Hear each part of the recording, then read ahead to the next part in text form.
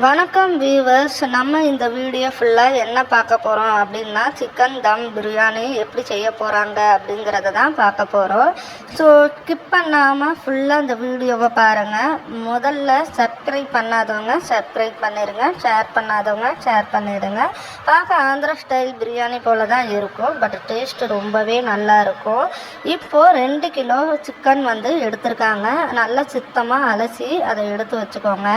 அடுத்ததாக அதுக்கான தேவையான அளவு வெங்காயம் தோல் உரிச்சி அதையும் கழுவி சுத்தமாக எடுத்து வச்சுருக்காங்க. அடுத்தது வெங்காயத்தை நம்ம என்ன பண்ண போகிறாங்கன்னா, அவங்க பொடிசு பிடிச்சா கட் பண்ணுங்கிறாங்க. ஸோ பொடிசா கட் பண்ணால் தான் உங்களுக்கு நல்லா வதங்க ஈஸியாக இருக்கும். ஸோ வெங்காயத்தை பொடியாக கட் பண்ணதுக்கப்புறம் அதை கைகளால் கொஞ்சம் நல்லா உதிரியாக உடச்சி வச்சுக்கோங்க. நீங்கள் இந்த மாதிரி உதிரியாக வச்சுக்கிட்டா நாங்கள் எண்ணெயில் வறுக்கும்போது ஈஸியாக இருக்கும். அடுத்து 2 கிலோ அரிசி எடுத்திருக்காங்க, பாஸ்மதி ரைஸு. ஸோ நீங்கள் எந்த அரிசி வேணாலும் எடுத்துக்கலாம். நான் பாஸ்மதி ரைஸ் எடுத்திருக்காங்க. அடுத்து இதை தண்ணி ஊற்றி நல்லா அலசி தனியாக ஒரு பாத்திரத்தில் எடுத்து வச்சுருக்காங்க.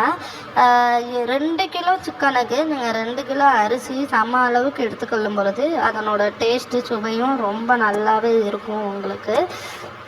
அடுத்ததாக இது தண்ணி ஊற்றி நம்ம அலசி தனியாக ஊற வச்சுக்கலாம். ஒரு அரை மணி நேரம் ஊற வைத்தா போதும். ரொம்பலாம் ஊற வைக்க தேவையே இல்லை. ஒரு அரை மணி நேரம் மட்டும் ஊற வச்சுக்கோங்க. அடுத்து ஒரு பாத்திரத்தில் நீங்கள் எண்ணெய் கொஞ்சம் கூடுதலாகவே எடுத்துக்கோங்க. ஏன்னா நம்ம வெங்காயம் நறுக்கி வச்சுருக்க வெங்காயத்தை அதில் போட்டு நம்ம வதக்கி எடுத்துக்க போகிறோம். ஸோ இதை கண்ணாடி பதத்தில் வதக்காமல் நீங்கள் நல்லா கோல்டன் கலரில், நல்லா ப்ரௌன் கலரில் வரணும் அந்த வெங்காயம். அப்போ தான் உங்களுக்கு அந்த பிரியாணியோட சுவையும் கூடுதலாக இருக்கும். நம்ம இந்த வெங்காயம் பாருங்களேன் எவ்வளோ கோல்டன் கலரில் வந்துருச்சுன்னு. அடுத்ததாக நம்ம இது ஒரு வடிகட்டியை எடுத்து நம்ம என்ன பண்ண போகிறோன்னா, ஒரு பிளேட்டில் மாற்றி எடுத்துக்கலாம். அதை இந்த வெங்காயத்தை நல்லா ஆற வச்சு எடுத்துக்குவோம். எல்லாத்தையும் சுத்தமாக வடிகட்டிடலாம். ஸோ இந்த பாத்திரத்தில் எண்ணெய் கொஞ்சம் அதிகமாக இருக்கனால இப்போ நான் தனியாக ஒரு பாத்திரத்தில் எண்ணெயை கொஞ்சம் எடுத்து வச்சிடுறேன். பாருங்கள், எண்ணெய் வெங்காயம் பாருங்களேன் எவ்வளோ நல்லா அப்படியே தனித்தனியாக வந்திருக்குன்னு, சூப்பராக இருக்குது பார்க்கவே. அடுத்து நம்ம எண்ணெயில் இந்த சிக்கனை எடுத்து போட்டுக்கிறோம். அடுத்து ஒரு 1.5 ஸ்பூனுக்கு நான் உப்பு தேவையான அளவுக்கு எடுத்துருக்குறோம். மஞ்சத்தூள் 1 ஸ்பூன் அளவுக்கு எடுத்துருக்குறோம். காஷ்மீரி மிளகாய்த்தூள் இருந்ததுன்னா அது ஒரு 2 ஸ்பூன் அளவுக்கு நீங்கள் எடுத்துக்கோங்க. அடுத்ததாக தனியாத்தூள் 1 ஸ்பூன் அளவுக்கு நாங்கள் சேர்த்துக்கிட்டோம். அடுத்ததாக ஒரு 2 ஸ்பூன் சேர்த்துக்கலாம். நாங்கள் 2 ஸ்பூன் சேர்த்துருக்கோம். கரம் மசாலா 1 ஸ்பூன் அளவுக்கு சேர்த்துருக்கோம். அடுத்து மிளகாய்த்தூள் 1 ஸ்பூன் அளவுக்கு எடுத்திருக்கோம். இஞ்சி பூண்டு ஒரு 3 ஸ்பூன் அளவுக்கு நான் சேர்த்துருக்குறேன். நீங்கள் தேவையான அளவுக்கு சேர்த்துக்கோங்க. தயிர் ஒரு 1/4 கப்பு தயிர் நான் இதில் ஆட் பண்ணியிருக்கேன். ஸோ இதை என்ன பண்ண போகிறோன்னா, அடுத்து இந்த வெங்காயம் ஃப்ரை பண்ணி வச்சுருக்க வெங்காயத்தையும் அதில் போட்டு நல்லா இப்போ கிளறணும். அடுத்து பச்சை மிளகாய் கொஞ்சம் இதோட நம்ம சேர்த்து வச்சுக்கலாம். பச்சை மிளகாய் ஒரு காரம் இல்லாத பச்சை மிளகாய் சேர்த்துக்கோங்க. கருவேப்பிலை கொத்தமல்லி கொஞ்சம் ஆட் பண்ணிக்கோங்க. இதில் நான் கருவேப்பிலை கொத்தமல்லி புதினா இது 3மே சேர்த்துருக்கேன். அடுத்தது கரம் மசாலா இன்னும் கொஞ்சம் 1 ஸ்பூன் அளவுக்கு நான் எடுத்திருக்கேன். ஸோ எல்லாத்தையும் இதை நல்லா மிக்ஸ் பண்ணிக்கலாம். எல்லாத்தையும் நல்லா மிக்ஸ் பண்ணிக்கணும்.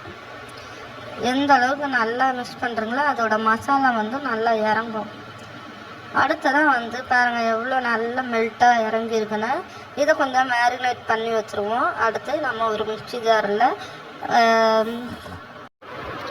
ஜாதிபத்திரி, ஏலக்காய், கிராம்பு, பட்டை ஒரு 3 சேர்த்துக்கலாம். இன்னொரு ஜாதிபத்திரி சேர்த்துக்குவோம். மிக்சியில் போட்டு நல்லா ஒரு அரைச்சிட்டு நம்ம அந்த பொடியை என்ன பண்ண போகிறோன்னா, நம்ம அந்த மசாலாவோட சேர்த்து நம்ம கிளறி விட போகிறோம். இப்போ பாருங்கள், நல்லா ஒரு கரண்டி எடுத்து நல்லா கிளறி விடுவோம். மசாலா கிளறினதுக்கப்புறம் நம்ம ஏற்கனவே எடுத்து வச்ச அந்த ஆயிலை மறுபடியும் இதில் கலந்துக்கிட்டுக்கலாம். நல்லா பாருங்கள், சூப்பராகவே ரெடி ஆயிடுச்சு. இதை நம்ம கொஞ்ச நேரம் அதில் பாயில் பண்ணி வச்சுக்குவோம். அடுத்தது நம்ம ஒரு பாத்திரத்தில் தண்ணி எடுத்து வச்சுக்கலாம். ஜாதி பத்திரி பூ ஒரு 2-3 சேர்த்துக்குவோம். அடுத்ததான் வந்துட்டு பிரிஞ்சி இலை ஒரு 4 சேர்த்துக்கலாம். அடுத்து பெரிய ஏலக்காய் நம்ம ஒரு 4 சேர்த்துக்குவோம். அடுத்தது கிராம்பு கொஞ்சம் சேர்த்துக்கலாம். அடுத்து பட்டை, ஏலக்காய், சின்ன ஏலக்காய் நம்ம சேர்த்துக்கிறோம். அடுத்ததான் வந்துட்டு அன்னாசி பூவில் ஒரு 2-3 பூ சேர்த்துக்குவோம். அடுத்து நம்ம சீரகம் 1 ஸ்பூனு நம்ம சேர்த்துக்கலாம். உப்பு வந்துட்டு ஒரு 4 ஸ்பூன் அளவுக்கு நம்ம தூள் உப்பு தேவையான அளவுக்கு நான் உப்பு எடுத்துருக்கிறேன். நீங்கள் உங்களுக்கு தேவையான அளவுக்கு எடுத்துக்கிறோன்னா எடுத்துக்கொள்ளுங்க. அடுத்ததாக வந்துட்டு நம்ம இதை கொஞ்சம் நல்லா பாயில் பண்ணணும். நல்லா கொதிஞ்சு வந்ததுக்கப்புறம் நம்ம ஊற வச்சுருக்க அரிசியை எடுத்து நம்ம என்ன பண்ண போகிறோம்னா, இப்போ அந்த தண்ணியை வடிகட்டிட்டு நம்ம அந்த அரிசியை அந்த பாத்திரத்தில் நம்ம எடுத்து போட போகிறோம். ஸோ பாருங்கள், அரிசி எடுத்து போட்டுக்கலாம். அதில் பாத்திரத்தில் பாருங்கள், நல்லா கொதிஞ்சு வந்திருக்க தண்ணியில் அந்த அரிசியை நம்ம எடுத்து போட்டிருக்கோம். நல்லா அரிசியை எடுத்து அதில் போட்டுருங்க. அடுத்ததாக இதை கொஞ்சம் நல்லா கிளறி விட்டுட்டு நல்லா கிண்ட விடணும்.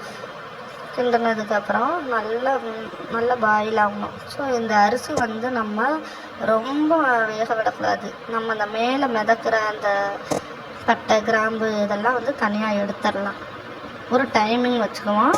ஸோ இது கொஞ்சம் நேரம் நல்லா பாயில் ஆனதுக்கப்புறம் ஒரு 3/4 பதத்துக்கு வெந்தாலே போதும். நம்ம ரொம்ப வேக விடக்கூடாது, ஏன்னா அரிசி ரொம்ப உடஞ்சிரும். ஸோ நீங்கள் கையால் கொஞ்சம் எடுத்து பார்த்தீங்கனாலே தெரியும் 3/4 பதத்துக்கு வெந்திருக்கா இல்லையான்றது நமக்கு தெரியும்.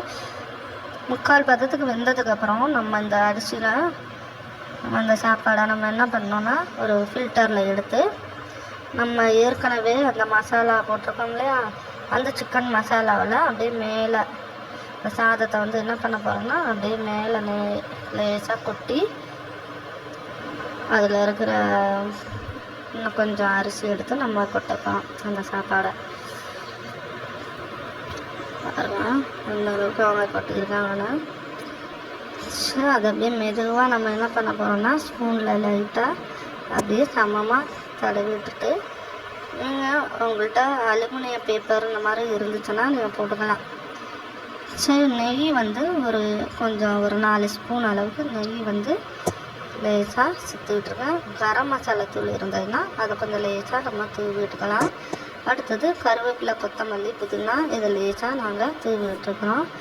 அடுத்ததாக அந்த பொரிச்சு வச்சுருக்கிற வெங்காயத்தை நம்ம லைட்டாக தூவி விடலாம்.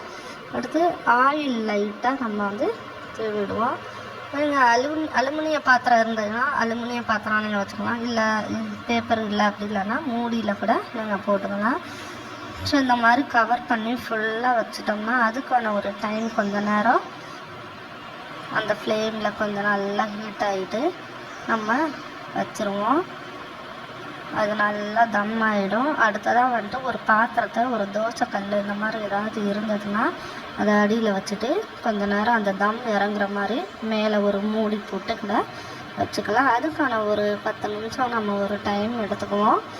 ஸோ அந்த தம் நல்லா இறங்கணும். அந்த தண்ணியெல்லாம் கொஞ்சம் நல்லா இழுத்ததுக்கப்புறம் பாருங்கள் டைம் ஓவர் ஆகிடுச்சு. இப்போ நம்ம எடுத்து பார்த்தோம்னா தெரியும். ஓப்பன் பண்ணி பாருங்களேன், இவ்வளோ அழகாக சூப்பராக இருக்குண்ணா. வாவ்! இப்போ மெதுவாக அதை கிளறி விட்டுக்கலாம். ஸோ சிக்கன் தம் பிரியாணி ஆந்திரா ஸ்டைல் சூப்பராக வந்திருக்கு. வாவ், செம்மையாக இருக்குல்ல. ஸோ ஓகே வீவர், நீங்களும் இந்த மாதிரி ட்ரை பண்ணி பாருங்கள். ரொம்ப டேஸ்டியாக இருக்கும். பாருங்கள் அந்த சிக்கன்லாம் எவ்வளோ அழகாக வெந்திருக்கு.